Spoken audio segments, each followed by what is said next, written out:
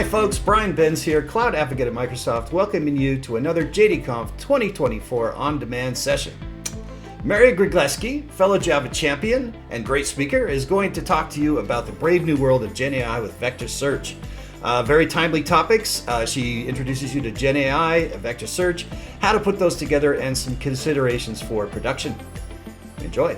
Thank you so much for the opportunity. So I will actually be talking about, enter the brave new world of GenAI with vector search. So let me kind of shrink myself a little bit so that I don't block you from watching that, and just give me a little bit of time, and I'll just do that in a second, and then I can start. Okay, so I think this is good. So my name is Mary Grygleski. I'm an experienced developer advocate. Currently, too, I'm an independent, but previously I was with IBM, and also then most recently with DataStax. And so my areas, I've been involved with, different like emerging technologies. So, but let me really firstly, let me tell you about the agenda for today. I know the talk isn't going to be too long, so I'm going to be a little bit trying to compact everything, but I believe that my topic is actually very interesting to everybody, and it should be. It's really about ChatGPT, generative AI. So the agenda for today, I'll give you a quick introduction of myself, and then I'll talk about a brief background of AI, and then go through all of the new terminologies, and just kind of give everybody like a quick rundown of some background, and then I'll get into a discussion of vector database and vector search, and then a quick demo if time permits, but I don't think I'll have time actually with a short time frame. However, I'll give you access to my link to my Twitch, and also my YouTube, where I'll be doing a live demo and all these things. And then with that, then that should kind of wrap up for the day. So let me start. Who is Mary? So I'm a senior developer advocate, as mentioned, and as you can see over here, I'm also a Java champion. I am also very active with the community, currently with the Chicago Java Users Group. I am the president of it, and actually I didn't add in here too, I'm also recently became the AI Camp Chicago chapter co-lead as well. So my area to have venture into doing like AI, machine learning, but also too, I bring in my rich background in streaming, distributed systems, reactive systems, all these things into the AI and machine learning world. I think there's just a lot to discover there. So first of all, let me then talk about a brief background of AI. So let's kind of go through this first of all, some timeline. So as such too, AI, I actually had another kind of a discussion too, but I didn't want to go so far back in history. But the thing is too, if you kind of go far back in history, it's actually a BC time period that they would qualify as the first ever AI type of invention, which was a steam powered pigeon. So the idea is that, this AI is basically helping humankind to kind of automate a lot of the things so then it takes away all the, kind of, so to speak, like mundane type of operations from us, so then we can be freed to do more creative things. But the thing is, let's take a look at the old times first, 100 years ago, 20th century. I think that's when the current kind of, sweeping change of AI really started during that time when, there was the golden age, of like science fiction that started exploring themes of,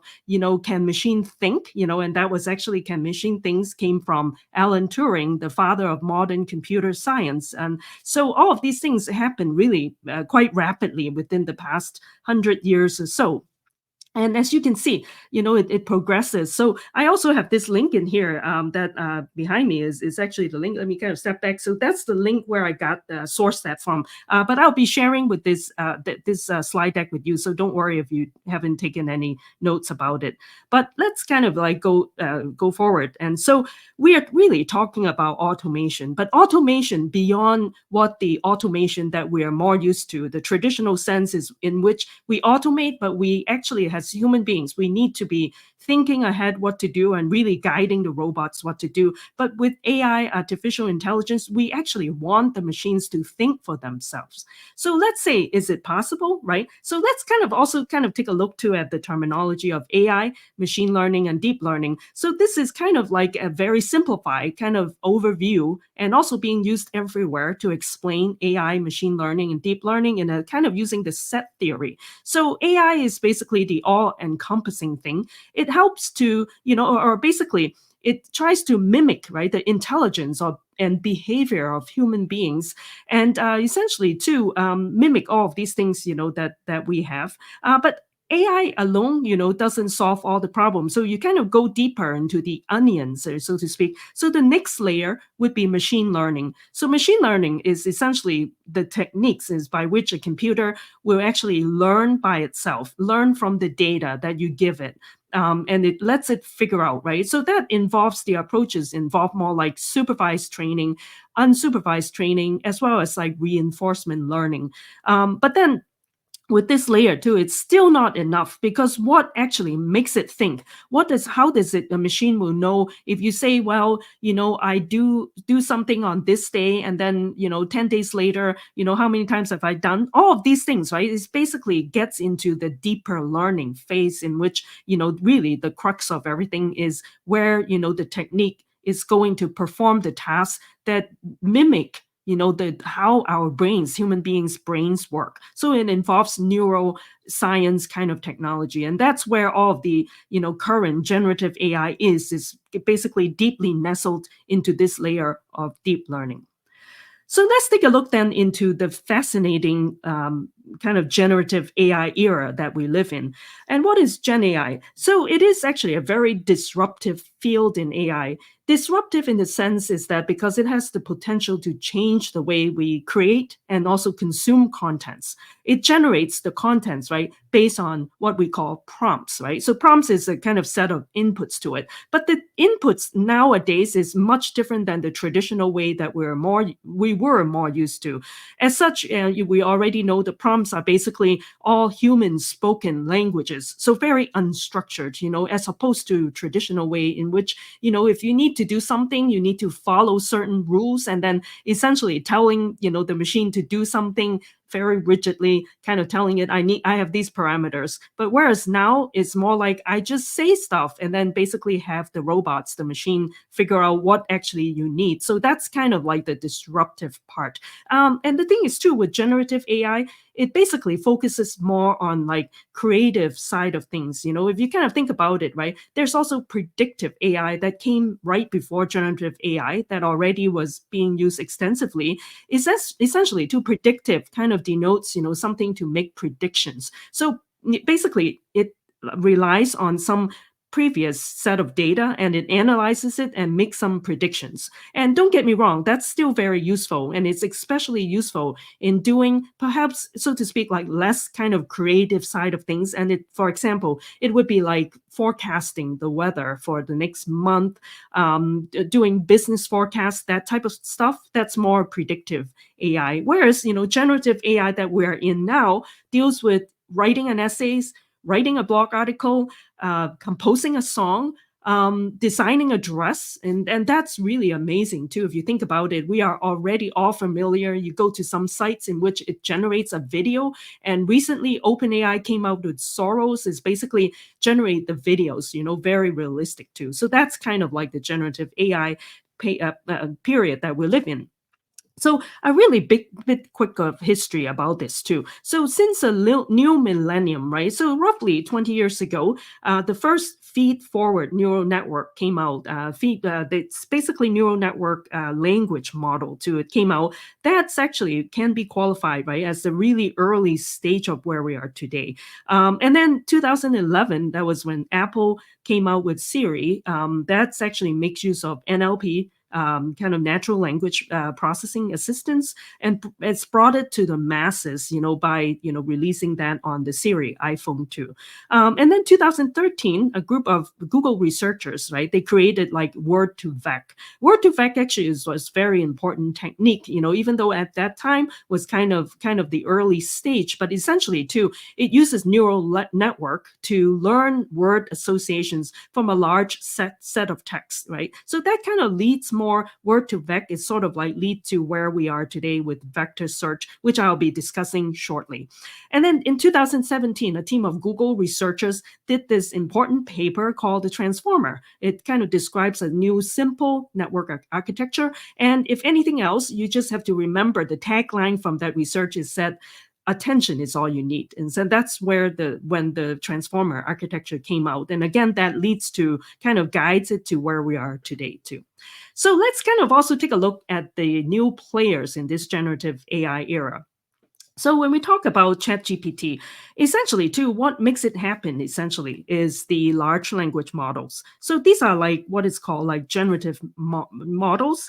And of course, first and foremost, now again, these are just a small sample of what are out there. But just want to point out, first of all, OpenAI, everybody knows about it, is basically kind of a company, right? An organization that's also being funded by a lot of kind of larger corporations that has the money because it does a lot of really cutting edge research too. And as mentioned, right, some of these early stages research paper, generative AI, for example, ChatGPT, all kind of came out of OpenAI. And then that's essentially too OpenAI. And then also then it came out with GPT 3.5, and that's kind of the most kind of disruptive so far. That came out in December, or actually November of 2022. That really changed everything, right? Within 5 days, it's got like 1 million downloads, and like it really took the world by surprise. Everybody is talking about it now. It gets everybody all excited.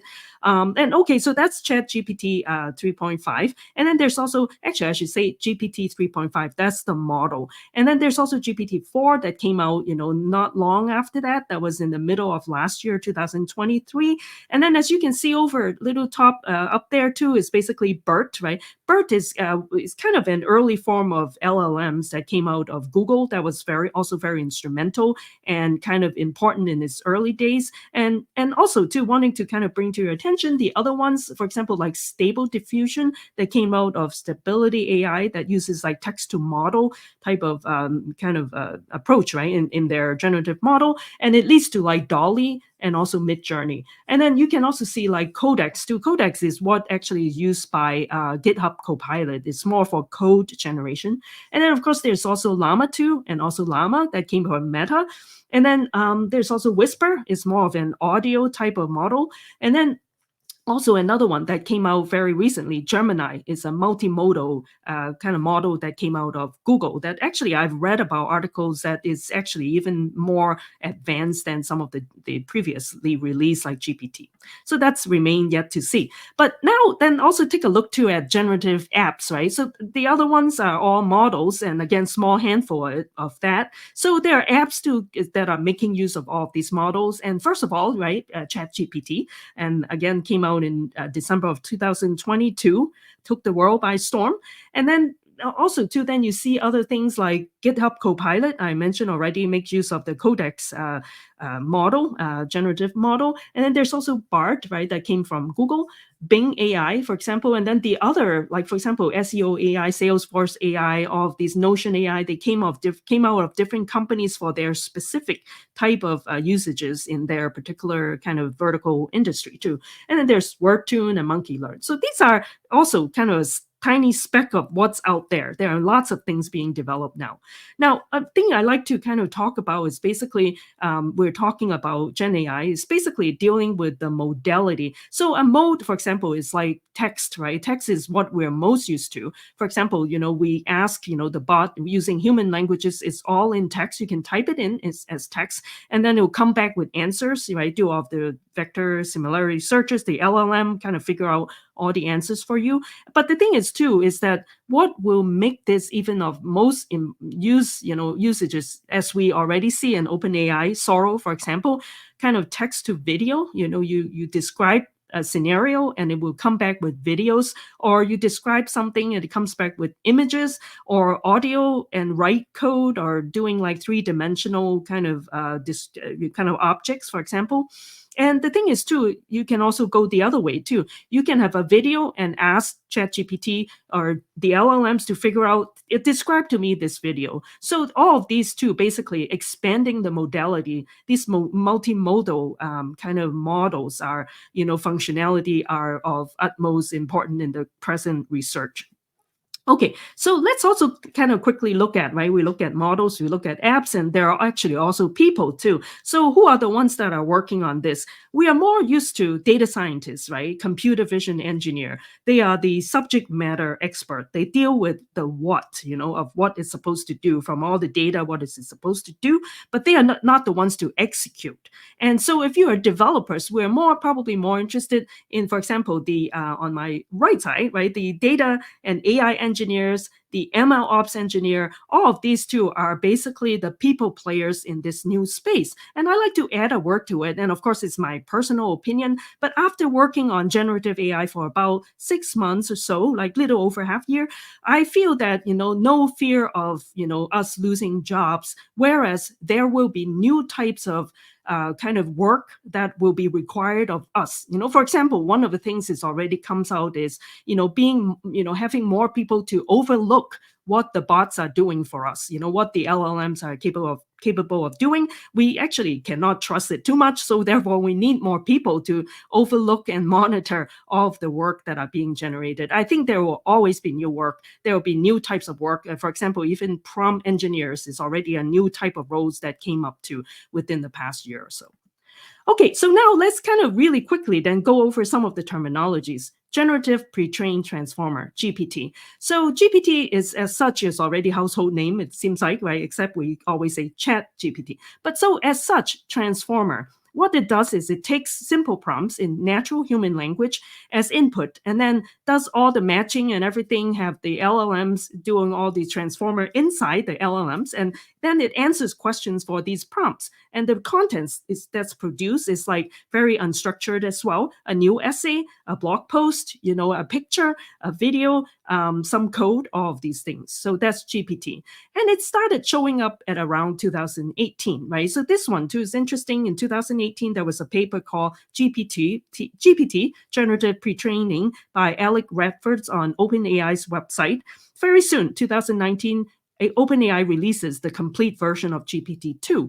And then if you keep going, right, all these things, and then 2022, that's when, Stable Diffusion came out. I mentioned earlier, there's already started to have multimodal kind of functionality, text to image. And later in 2022 was when GPT 3.5 that came out. And then last year, 2023, as we can see, it's like the whole generative AI arm race essentially begins, right? Microsoft integrates a ChatGPT technology into Bing. Right, this feature is now available to all users. Google releases its own generative AI chatbot, Bart, right? All of these. And then OpenAI came out with ChatGPT 4 that basically kind of offer a more paid, more expensive paid premium, but it's also actually more capable than 3.5. And then as we can see, 2023, now we're in 2024. A lot of things are happening. OpenAI Soros came out. Gemini also just came out. So very exciting time ahead. Let's kind of take a look at the next thing, which is NLP, natural language processing. Let's kind of understand it quickly in a minute. It's essentially an interdisciplinary subfield of linguistics of computer science. So the concern is to process natural language data sets, kind of from large text or speech corpora, for example, and then it uses rule-based or probabilistic machine learning kind of approaches to kind of process all of the data that comes in. It essentially enables a computer to learn from the contents, right? So not just like, something kind of very obvious that it should know, but it's actually able to come up with contextual nuances of the languages itself. So that's what kind of brings it even more kind of exciting. It's ideally too, it will draw insights from the documents as well. So now next thing, large language models. And that's what, as developers especially, that we kind of work with more like from a day to day, because that's what captures all of the essence of this whole generative AI craziness, in there. It is a type of machine learning model, and it's also what is called a foundation type of model. It's not for the faint of heart, meaning that for us, right, we're just common people. We don't have, deep pockets like some of these huge corporations. So the reason is that it takes a lot of energy, a lot of resources to process huge, and I'm talking about petabytes or even more of data coming in. So it consumes a lot of resources, a lot of GPUs. And not only that, with all the GPUs, it will take multiple weeks of time to process all of these data, classifies, and kind of all generates all of these texts, and it performs essentially the NLP task that I talk about, natural language processing tasks. So it's kind of goal is that it has what is called tokens, how big it can be. So it's not like all encompassing. It still has its limits too. So it answers questions right from the prompts, just like a human being. It analyzes sentiments, chatbot conversation. So quite amazing. So let's kind of take a look too conceptually, right? I earlier talked about the onion picture, but if you kind of plug into LLM, let's see where it ends, right? Kind of belongs. So you can see too, it's basically AI, machine learning. You go deeper into this kind of an onion kind of picture. This is LLMs nestle inside this deep learning kind of space, right? So there's generative AI essentially in this deep learning space because it makes use of a lot of neural networks and techniques and algorithms in there. So deep learning, for example, GenAI, it has image gen, is GAN and VAE. These are like the different kind of techniques in there, transformers. And then LLMs are mostly deals with the text kind of transformers, but now there's also multimodal. So that's where it sits. And as you can see, it makes use of the NLP type of kind of capability too. And also, as you can see, data science also gets applied to here because AI really relies on tons of data to make things happen. Okay, so now you may ask, well, how can I work with LLMs? So some of you probably already have heard of or work with already, maybe quite well versed in, for example, LangChain. That seems to be the most popular. LangChain is essentially Python, first of all, but it also has JavaScript version or TypeScript. And then Llama Index, too, is another very popular framework. And then there's also Palm from Google, and then Hugging Face as such, too. Hugging Face is interesting. It's kind of more like, think of it more like a GitHub, but it's for AI type of models kind of in there. It's like a repository, resources for us to leverage on LLMs, for example. So you can also get free accounts to work with it. So now, with this being more of a Java-based kind of focus conference, I wanted to bring up the API frameworks. For example, JLlama is actually a free open source software, currently still in beta, but it's developed by actually the DataStax company where I used to work with, the chief architect, and he works on it. It's basically based on llama.c to direct port of it in Java in this case. And then there's also JVector, which is a lower level library that makes use of Project Panama with an improved super improvement on vector kind of data access to. And then there's also LangChain 4J. That's not directly associated with LangChain, but it takes up the spirit of the LangChain that's out there, and it's for Java. So 4J, and it's a separate organization, nonprofit that works on it. And then there's also llama2.java is based on llama.c. So okay, and now let's kind of move on to take a look in vector database and vector search. So what is vector database, right? So we hear a lot about it in the generative AI space. It is essentially a purpose-built database that serves up vector data type for complex machine learning purposes. So this whole thing, why, vector and what is it, right? So essentially to first of all, look at it, right? We are more used to data that's more scalar. Scalar meaning they're single dimension. For what we do, for when we were born till now, going forward, we still need the scalar data, right? That's more single dimension kind of numbers, for example. Whereas, with the generative AI kind of era we live in, we're dealing with complex data that needs to have be able to kind of store data about the relationships of these different data, the patterns, all of these things to discern, basically, for the LLMs. So then in this case, that's when vector database came into play. So one word I like to note is that if you are a mathematics enthusiast, right, or expert, however you want to call it, and the thing is, if you're familiar with linear algebra, and that's what it is, vector database makes use of a lot of the vector linear algebra type of algorithmic kind of principle to solve problems, to find out things about like doing similarity searches too. So that's what it is. So essentially, think of data coming in, you need to store them into somewhere. So that's when the term vector database come in. You do need data type. That's what is identified as a vector data type. So if you kind of look at it, right, we describe those data as vector embeddings. So think of them are kind of new way of expressing what these data is. So essentially, they are an array. If you look into a database of vector data type, they are essentially an array that holds like array of floating point numbers. So in other words, what it does is that there's a process when you try to, import all of this data into a vector database, it needs to be converted into embeddings. So these embeddings, again, they get kind of translated into arrays of floating point numbers in there. And why? Because it is necessary in order to enable us to do all the similarity searches, because it relies on the linear algebra technique, right? So let me kind of show you something in the next page. And use the techniques called approximate nearest neighbor, ANN, and it's a very common technique to use nowadays. Kind of take a look at this, right? So if I describe this data being stored, they are two-dimensional, right? They are normalized, right? It's kind of normalized is a term in database. So essentially, you come in, you need to convert the data into vector. So just think of this, right? Vector is essentially not just is holding some value, let's say, right, a value of some numbers in there, but it also has what is called a dimension or direction to it too. So when you describe it, it's basically two-dimensional. It's essentially some point in that graph. So that graph, you see the arrow, because that's what we describe them as, some direction of it too. So the embedding model will transform the text into a vector called an embedding. And the embedding can be however dimensions, but there is a limit to it too. So OpenAI's embeddings are 1,536, and there are actually, I think with the newer GPT, it's kind of gotten to 16,000, I believe. And so now, as you can see, different data is kind of being represented on this graph as different. Think of them like point and then an arrow that guides to it too. So let's take a look at the next kind of a explanation to it.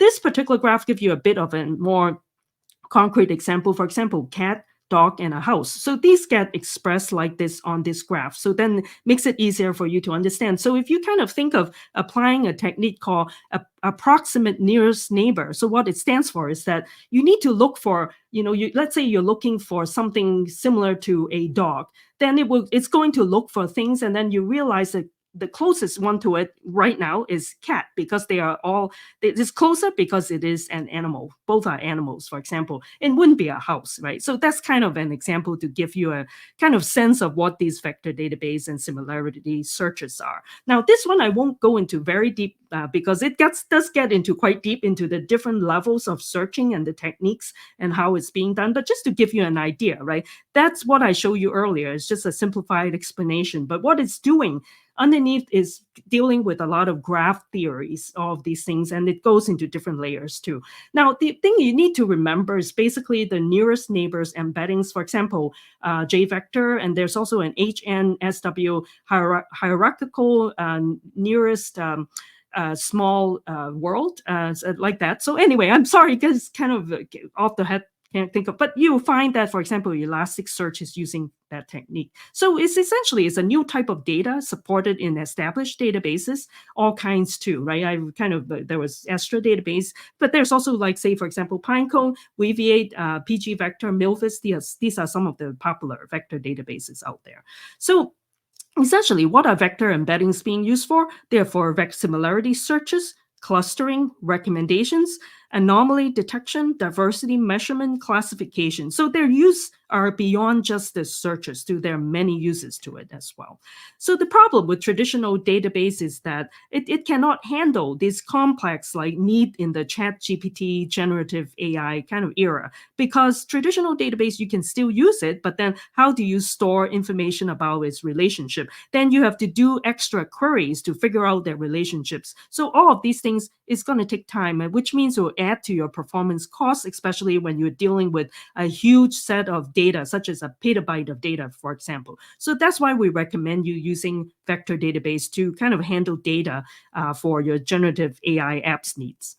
Okay, so this one is also another kind of diagram to describe to you quickly how the database kind of sits. Behind me is the database, and it's essentially store all of the embeddings and also enables it to be queried at a very high, fastest rate. For example, using the ANN, the approximate nearest neighbor type of techniques. So it is very important for you when you choose a vector database to choose the right type and understand how they do things, how they store things, how they allow you to query, how does it save, the indexes, all of these things too. So okay, so let me kind of I realize don't have too much time, but quick thing is point out, right, benefits, right, of this generative AI. So notice that ask, you shall receive, but make sure you ask wisely. So with the prompt engineering, you can always ask, but make sure you ask it the right way so then you can get back the answers that you expect.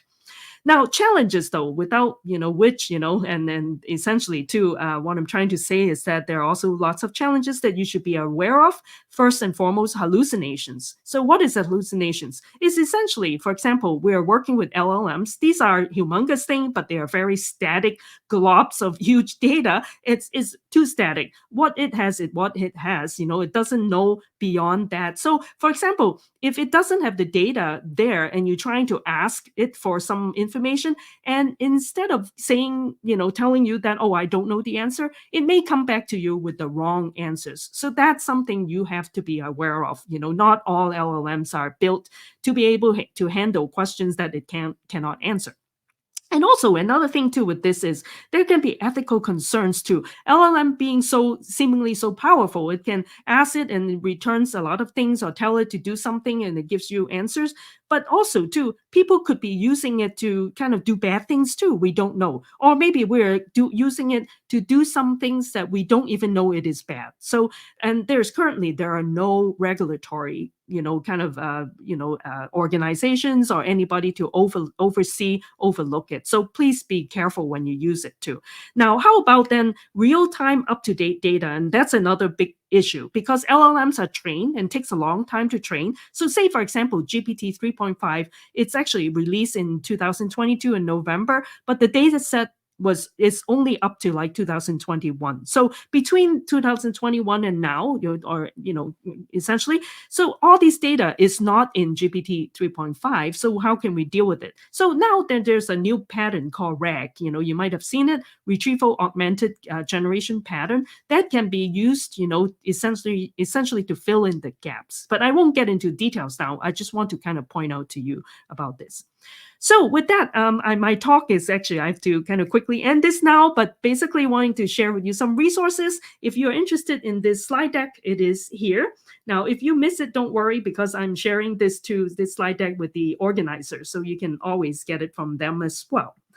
And then also wanted to tell you too, I have my own Twitch stream, and Twitch or YouTube, I kind of multi-stream to both. So these are the links, and I'm trying to do more product demo, or these days I'm experimenting with a lot of open source stuff, and not just with Gen AI. It can be any other things. I'm just kind of interested and enthusiast, wanting to bring the joy of learning, demonstrating to you, inviting you to join my stream if you have something to show too.